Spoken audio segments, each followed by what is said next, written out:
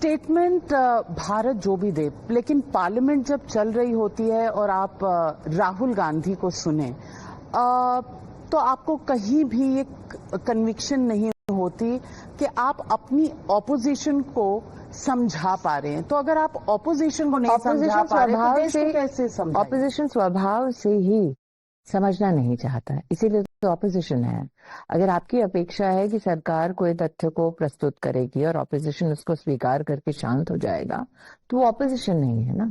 Opposition ने एक स्वभाव बना लिया है कि सरकार कुछ भी करे, सरकार कुछ भी कहे, उनको नकारना है।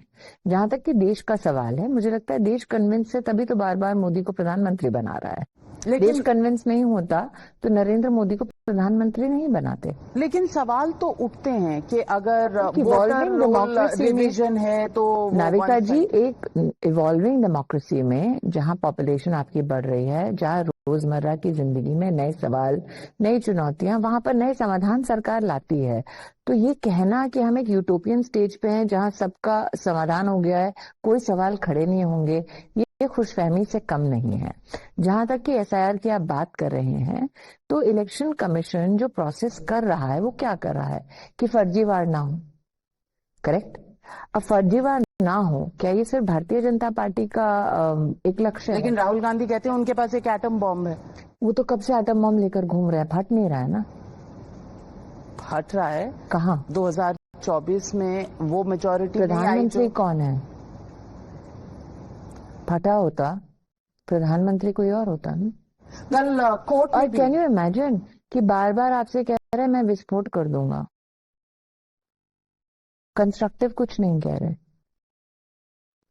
क्या आपकी नेगेटिव पॉलिटिक्स एक दशक, ऑलमोस्ट 1.5 दशक, जब आपको फलस्वरूप राष्ट्र को कुछ दे नहीं रही है, तो आप मुझे आज 1 दशक बाद भी उनके उसी स्वभाव के बारे में सवाल कर रहे हैं?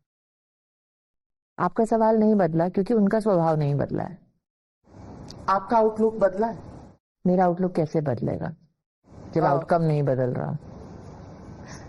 तो अगर मैं आपसे पूछूं राहुल गांधी, तो आपके दिमाग में क्या आता है? कुछ नहीं। कुछ नहीं कैसे हो सकता है? कैसे आए? आप मुझे कोई ठोस मुद्दा दीजिए ना जिस पर उनका Rahul Gandhi stand for me opposition, mindless opposition, because there is nothing of substance that is being brought that will help a political dialogue more fruitful in parliament. Trump, there is nothing but accusations without substance. It is about a personal war that is being waged against the prime minister.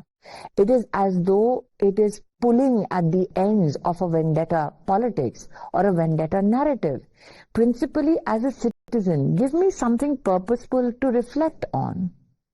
There have been times in Parliament where both the opposition and the government of the day have indulged in conversation which have been very, very fruitful for larger citizens of this country. Today, when I have the Prime Minister speak, I've had the opposition disallowing free speech by the Prime Minister. Why? Because for them, what is of substance is the noise that they can surround him with. So for me, if you want me to reflect on Rahul Gandhi or the opposition, give me something purposeful to reflect on.